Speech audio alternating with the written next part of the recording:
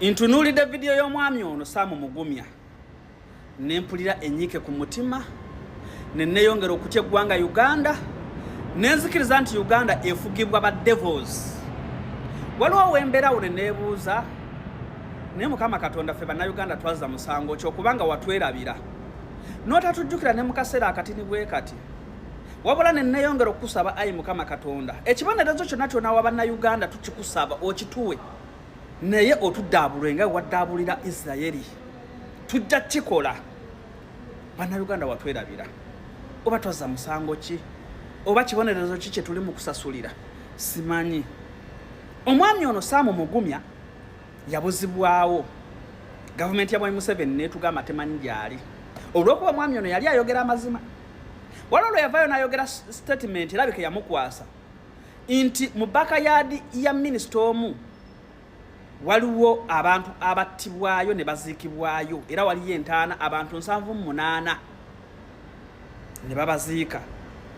Gyeri ku internet genda ogirabe erabika yamukwasa naye ntunuulidde omusajja takyasobodde okwavula tasobodde okuyimirira ali ku miggo naye nga abasajja bakulaga bakyamulina bakyamutulugunya.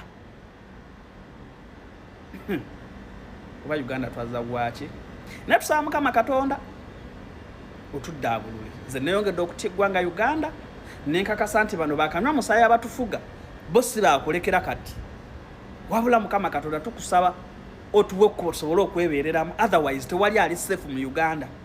Bw'ojja kudda olowooze nti oli safe okera kumakya ne weebaka n'ogenda n'okola n'odda ewaka naye family member waali safe n'otwo teweebaka essaawa eno ogenda tuuka nga tokyatusobola twebaka babanga bakyasobola okuwamba omuntu ne bamutulugunya ne bamubuzaawo olw'okuba ayogera amazima.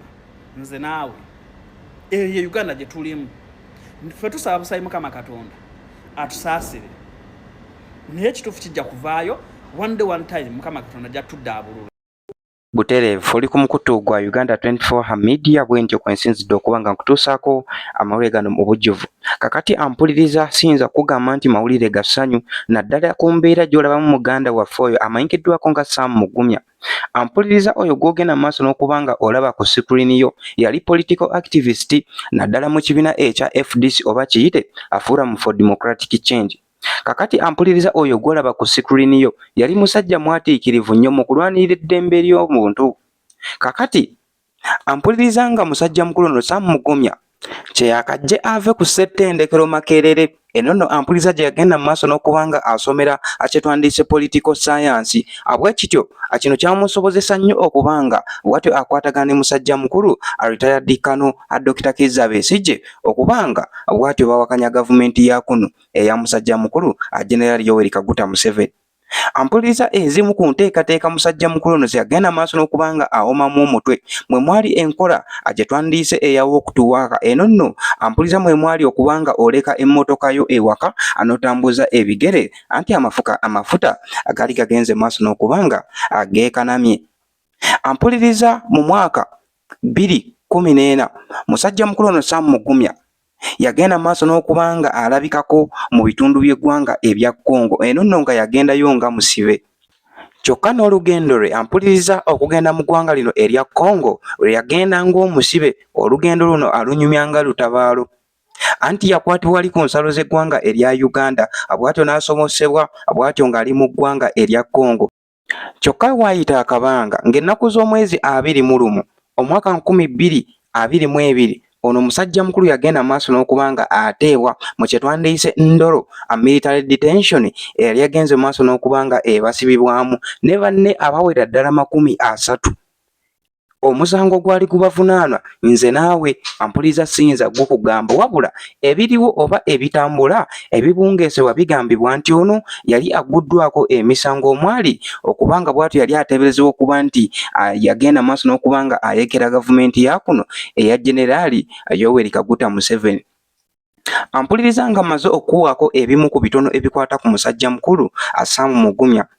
Byenzize okugamba kati oba kyennyinza okugamba kati wetwogerera nga yeetaaga ssaalazo era yoyo gw'olaba mu katebe awo ng'agenda maaso n'okubanga awammanta ebyuma bw'ati asobole okubanga atambulirako anti yatokyalingibwa ebyensusso n'atuuka ku extent nti naye kennyini takyasobola kwetambuza wabula kaakano atambulira ku byuma nga bw'omulaba mu katambi awo. Kyokka ekyennaku embeera emutuusizzaawo n'okubanga baamukuba ne bamukutulula n'enkizi nti takyasobola kutambula, mwana wa maama mwana wa taata asiyinza gikugamba anti ono ng'ennaku z'omwezi 10 omwezi ogw'omunaana omwaka 2025 atwali tugenda mu kalulu, ono yali amaze n'okubanga bw'atyo alejesalinga empapula ze mu kibiina ekya PFF ekyali kyeyubudde mu kibiina ekya FDC kiyite Forum for Democratic Change, anti ono ng'ayagala kwesimbawo nga omubaka wa Lukunjiri Municipality. Kyokka ono ampuliriza yawambibwa. Ekyennaku omwogezi w'amagye musajja mukulu Felix Kulaije anaavaayo n'agamba nti bonga bo UPDF ateri accountable eri musajja mukulu ono Assamu Mugumya. Ampuliriza okumala ebbanga eryo nkugambye omwaka 2025 almost wetwogerera bino tuli mwezi gwa 8 kitwale nti gwe mwaka mulamba. Musajja mukulu ono ng'ali mu nkomyo, musajja mukulu ono nga yawambibwa nga ne UPDF nga musajja waayo Felix Kulaije yavaayo ne yeegaana n'agamba nti UPDF atemanyi mayitire ga musajja mukulu ono. Kyokka nange akugamba bino ampuliza okuddamu okulaba ku Assamu Mugumya mu katambi nazzeemu okumulaba mu katambi ako koolaba omusajja mukulu yeewalula ate nga n'akatambi kano kaaliikinze buliikinzi. Every citizen has a right to be free to move in this country. Yes. Okay? And you have consistently violated that. How? By abducting them. Who? You as the Whom military. have we abducted? You have abducted Dr. Kiza Besigye. We You are... have abducted Bukyanga. Excuse me. You've abducted Machete. Kiza Besigye is in court, and I am not going to discuss the merits and demerits of how he was brought in court. No, we are not discussing the merits. We are discussing the manner of apprehension. Allow me correct you. I choose us of what you know. And I'm doing Do we that. have Mugumya in our custody? Where is Mugumya? Wait a minute. Wait a minute. Mr. Angela, do I know you slept last night? I thought it's part of your responsibility as security, you become, to account for passion. For Uganda, you become our responsibility under 2 circumstances. One, should you state that your life is in danger, we must monitor your movements. Second circumstance, should you become an interest of the state, you become our interest. So you cannot account for Assamu Mugumya. We can't. Because as a citizen, he was free to move wherever he moved. And it's not the first time he has disappeared from this country and appeared in a foreign country. Butereevu kakati ampuliriza bigambo bya musajja mukulu Felix Kulaije ng'agenda maaso n'okubanga akkaatiriza nti UPDF ateri accountable eri musajja mukulu ono Assamu Mugumya. Kakati ampuliriza emabegakaawo bwe twali tuli mu kalulu waliwo bannakenya ababiri abawambibwa mu ggwanga erya Uganda nga bano si balala akwali musajja mukulu Nicholas Oyo wamu ne musajja mukulu Bob Njage nga bano ba activist b'eggwanga erya Kenya. Baavaayo nga bagenze maaso n'okubanga badropingiddwa oluvannyuma lwa gavumenti ya kuno era okubeegaana oluvannyuma ennyo nga bannakenya bataddewo akazito naddala ku embassy y'eggwanga erya Uganda mu Kenya. Abasajja bano bagenda maaso n'okubanga badropingibwa era mu interview gye bagenda maaso n'okubanga bawa bagamba nti waliwo military detention emanyikiddwako nga Kasenyi erimu kye twandiyise firiigi erimu kye twandiyise basement era ng'eno batulugunyizaayo nnyo bannayuganda era bagenda maaso n'okubanga bamentioninga n'erinnya ly'omuntu omu ngera yali mukulu mu gavumenti ya kuno era nga yali minisita wa internal affairs oyo si mulala yali musajja mukulu General Kayindo Tafire ne bagamba nti ne muganda General Kayindo Tafire yali akumibwa mu military detention eno. Kakati ampuliriza joli abalamu esigiwe ekibiina ekya NUP David Louis Rubongoya bwe yagenze ekitalya okubanga bwatyo akyalira ku basibe eno gye yasanze musajja mukulu ono amanyikiddwako nga Amos Lwangomaana nga naye bamusuddeeyo ono nno nga si mulala ye muganda wa General Kayindo Tafire n'agenda maaso n'okubanga ambagulizaako n'amugamba nti gyenva bansudde busuuzi wano wabula gyenva nva mu Kasenyi military detention era ng'eno yewakuumirwa Honorable Muwanga Kivumbi yewakuumirwa Assamu Mugumya wabula bano baakubibwa ebyensusso n'agamba nti Mugumya n'embeera gy'alimu naye kennyini ayinza n'okuba tamanyi nti ali ku nsi. Kakati twadde tuli awo eky'omukisa omulungi n'akatambi kano ampuliriza kye kiseera kye kagenze maaso n'okubanga kaliikinga bwe katu ne kasatulatinga ku mikutu emigatta bantu era kyemmanyi naawe akatambi kano wakalabyeko dda. Kakati obumu ku bujulizi ampuliriza abwennyinza okulowooza nti oba oli awo we butadde Mugumya mu nkomyo kwe kubanga gye buvuddeko yavaayo ampuliriza n'akola obujulizi ku abamu ku officials abali munda mu gavumenti ya kuno nga n'abamu ku bano mwe muli musajja mukulu General Elweru. General Elweru ono jjukira y'omu ku basajja abali linked ku kitta bantu ekyali e Kasese era yagenda maaso n'okubanga akonfaminga lwatu nti bano abaafa bayina olukusa okubanga bafa. In 1986, in August, there was a massacre that happened in Kitgum district in Namukora. More than 70 people were killed and buried in a mass grave. Minister Okero Oriem has a mass grave in his backyard because he's from Namukora. And incidentally, he's the man that has told this organization, this UN human rights group, to pack its bags and leave. These were people killed by government, not the rebels. And the government had the audacity to build a mass grave, a monument above their bodies. In July 1989, another massacre was committed in Teso, the Mukura incident. I think that's the only incident that many people tend to remember. Young men were suffocated to death in railway wagons by NRA soldiers. Another monument, a mass grave, was built by government where those people were buried. So those are two mass graves built by government to commemorate people killed by government. In April 1991, there was the Burchoro Pit incident, where soldiers of the 22nd Battalion, under the command of Major Ikondere, late Major Ikondere, people were rounded up. I think today it's in either Amuru district, I think. People were rounded up and men were sodomized by NRA soldiers, today UPDF. Women were raped and many were killed.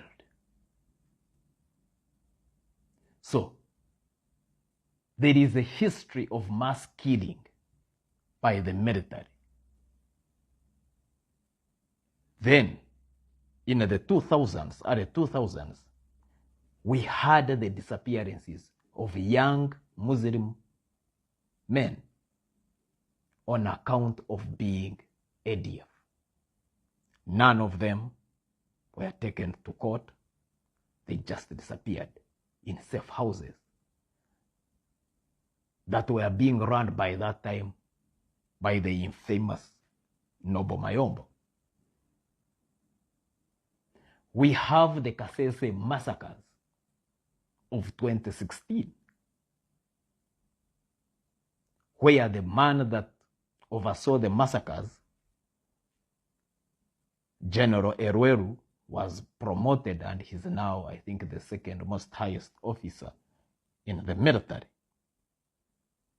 You have the killings on Kampala streets of November 2020. So, right from inception, right from the time when Museveni came to power, there have been mass massacres of citizens. But all this time, the West, including the UN agencies, have always told us that Museveni is the beacon of hope, the new breed of African leaders, the man that came to put an end to the suffering and killings of previous regimes. So rather than call him out on these gross violations, they have been massaging him. Now today he turns against them. But even when he does that, all the Western capitals are quiet. So that should tell us that our human rights are our responsibility, not the responsibility of international agencies, not the responsibility of foreign governments. It is us that will either choose to rise up and sort out this mess or see. Hello everyone.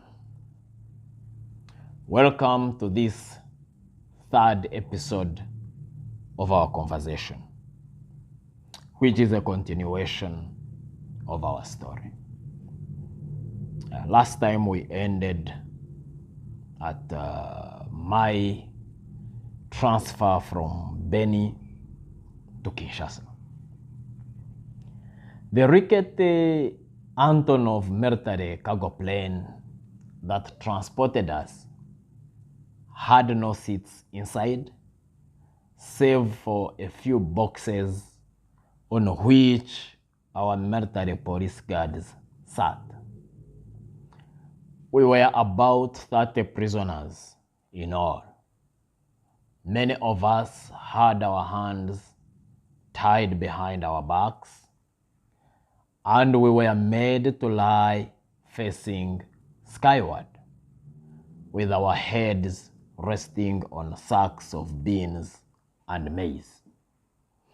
In the plane, we also had goats and chickens, which mired us with their droppings and urine. A dirty curtain separated us from the cockpit, and the pilots, who looked like they were from Eastern Europe, would occasionally draw the curtain and peep at us sipping some drink from their very small cups. They were also standing, though I didn't know whether their standing was out of their own volition, or whether, like every other section of the plane, the cockpit also had no seats. So we arrived at Njiri Military Air Base in Kinshasa at around 10 p.m. on the night of 17th November 2014. I and the other prisoners, many of whom had been rounded up in and around Beni on allegations of belonging to ADF, were loaded on a military truck and taken to Ndolo Military Prison, a place that would become my home for the next 8 years. When we arrived at Ndolo, we went through the rituals that all new prisoners go through. I was surprised that those rituals were not different from what happens in Uganda. First, we were subjected to a thorough checking called fouille, and everything was taken away. In my case, I had no belongings except a toothbrush and a toothpaste that had been given to us by the Red Cross in Beni. Secondly, the prison warders ran us through the do's and don'ts of prison. To me, they were as good as playing a harp to a tree, because they spoke Lingala, and the only Lingala I knew was greetings, because in Beni they were using Kiswahili. Eastern Congo is largely a Swahili speaking region. After the briefing, we were then taken for the ceremonial shower, which is a 1 minute or 2 minute splash in water, and it is said that it washes away the spirits of the world that we were leaving behind and initiating us into the prison world. After that bathing, if I may call it that, we were led to our respective wards called chambre. And in the chambre that I was taken to, I found quite a number of Ugandans. And I was later to find out actually that the Ugandan community in Ndolo was about 50 people.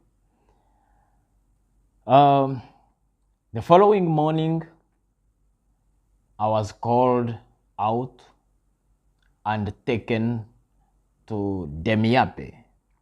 Demiape is the Congolese equivalent of CMI. When we got to Demiape, I was taken to the director's office, a short, stout general called Delfe Kahimbi. I still had my clothes, my goat urine soaked shirt, and so I carried my stench to his very decorous office. He looked at me with very scornful eyes and never asked me anything, but gave orders to his men in Lingala. I was taken out of his presence and put in a cell where I spent 4 days. And in that cell, I found some other prisoners, some of whom, though they were not Ugandans, spoke my language, Runyankore, and they knew Uganda rather well. Some of them had been part of the Bush War that brought Museveni to power. After that, they had taken part in the war that brought Kagame to power in Rwanda. And after the Rwanda war, they also participated in the war that overthrew Mobutu.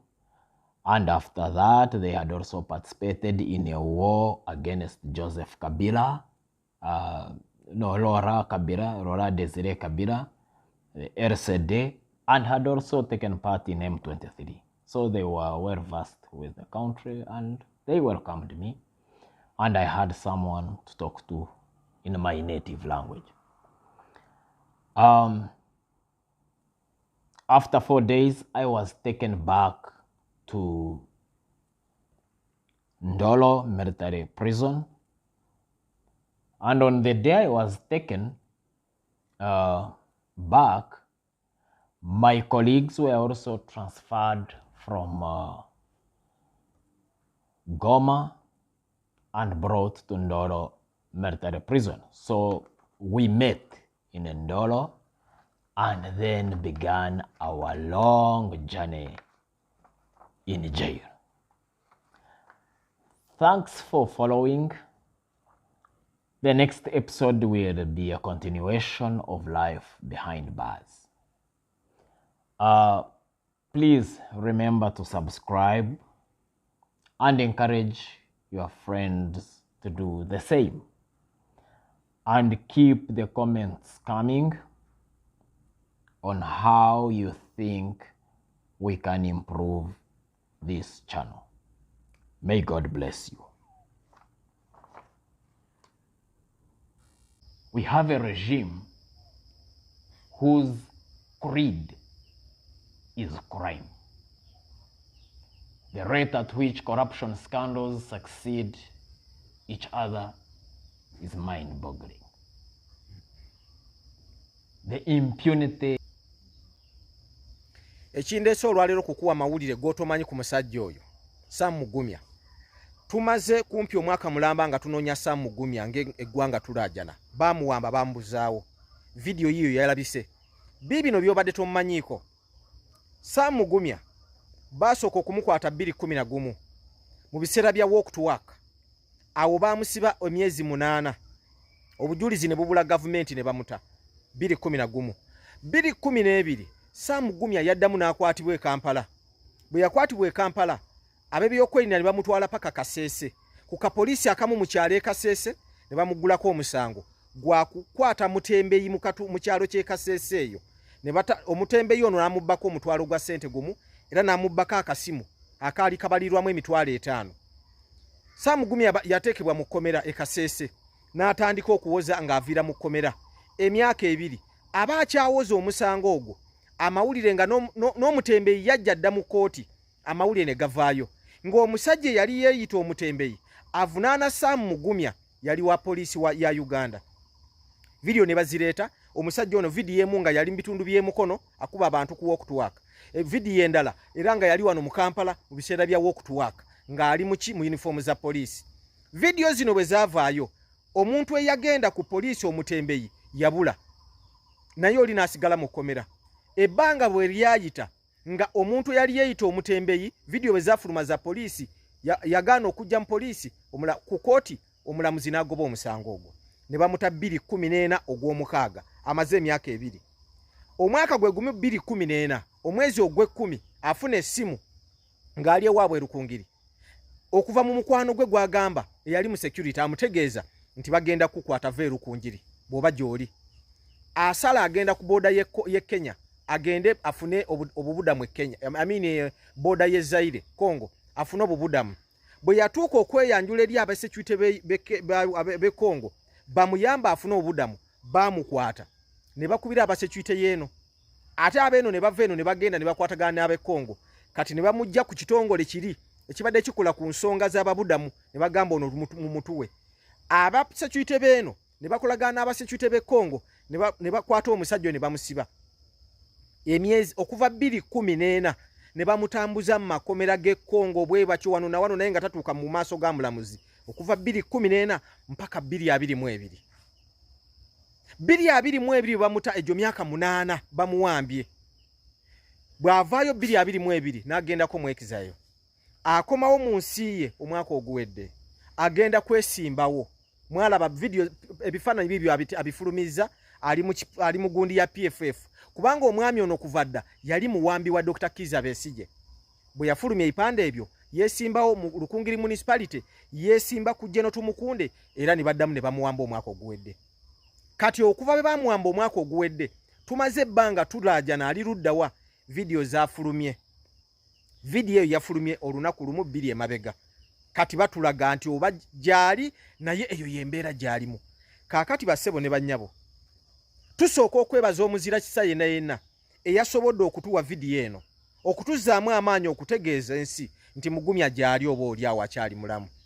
Ne tuddamu okulaga okwebaza omuzira ono eyayongedde okutuwa bannayuganda obumu ku bujulizi bwe tuliraga abaana baffe n'abazzukulu baffe engeri bannansi gye baatulugunyizibwangamu ku mulembe gwa John Museveni. Kubanga omulembe gwa Amini tetulina bujulizi nga buno, kubanga internet teyaliiwo. So omusajja ono eyakoze vidiyo eno yatukoledde kikulu nnyo. Ekirala ekiri mu kyokuyiga kino, abantu ababadde bagamba abanyankole abo tebibakwatako nedda, kino buno bwe bujulizi. Embeera gye tulimu si ya mawanga, embeera gye tulimu yakwerwanako ffenna. Bano abasajja tebalina muntu yenna gwe batasobola kutulugunya oba okutta kasitoba nti tokkiriziganya nabo. Yembeera eno ekyo nakyo kyakuyiga. Ekirala, abantu mwena abali eyo nga mubaire n'endowooza nti oba oli awo abasaadha bano balimu ekisa. Eno n'ekizampo, bamulondoire buli mbeera yona baatuuka okumutuusa ku mbeera eyo. N'emyaka giro 8 gye bamutulugunyiza e Congo tibaafuna mu kisa. Omuntu asigala nga yeebuuza, abasaadha imwe ebikolobero bino byemukola ku nsi ku Bannayuganda mwavaawa imwe? Banaife mulina mitima kikaaki? Tunaalajana kutuuka ku mbeera ki? Imwe abazaire b'abantu bano bemutulugunya, ab'eŋŋanda dhaabwe, abaana baabwe, mulibayirawa? Ebikolimo eby'abantu bano mulibiirawa? Kituufu iwe oyinza okuba oli w'amaanyi, ekyo nda kukibayiriramu.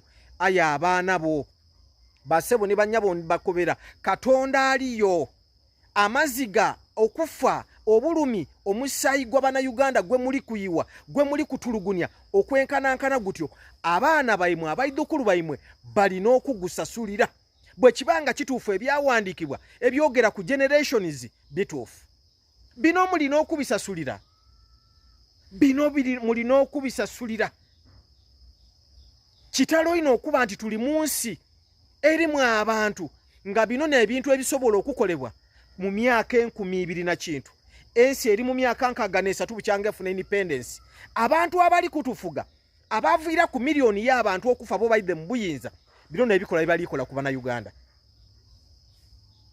Kitegeeza ekimu ku byetuyegamu kino nti oba oli awo nibakibalama baliyo. Ate kitutegeeza okusinziira ku Mugumya bye yatukoberanga bamaze aviire mu exile. Kitegeeza nti eriyo Bannayuganda bangi oba oli awo ng'era tibali mu security mu basement dha wano nga bali Congo. Kyona kisoboka okubaawo kubanga Mugumya yamala e Congo emyaka 8. Kibiino ninze Henry Maganda Matia Kyowolo otudde. Tubakubiriza banaife, muli bantu banaife. Lwaki mutulugunya ensi okutuuka kuno? Lwaki mutuliza amaziga muti?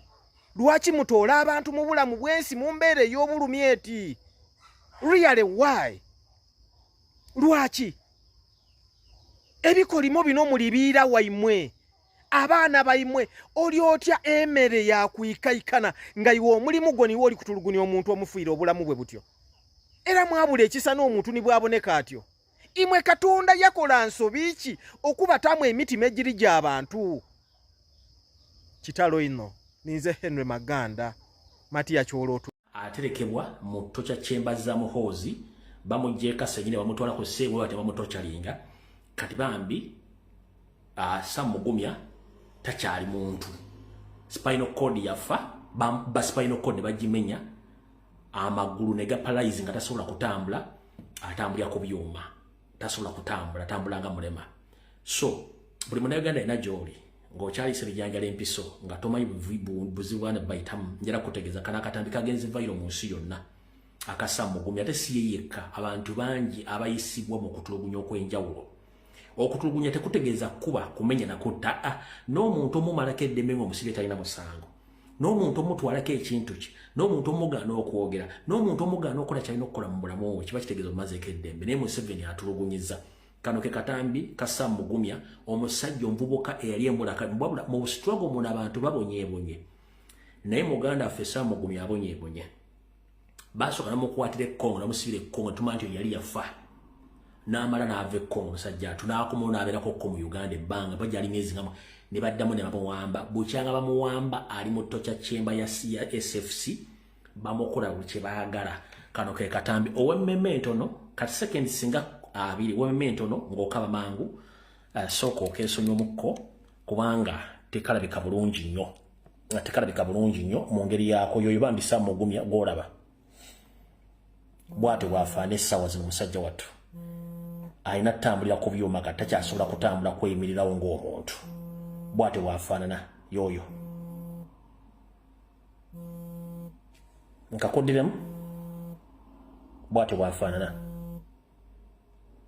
amagulu takyagawulirako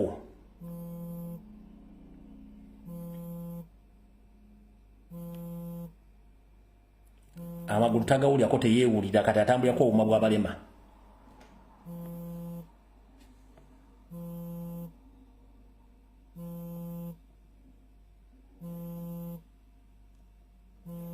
bw'ate wafaana musajja attu ayinza n'okuba nga yavaako naturally nga yavaako baamuggyako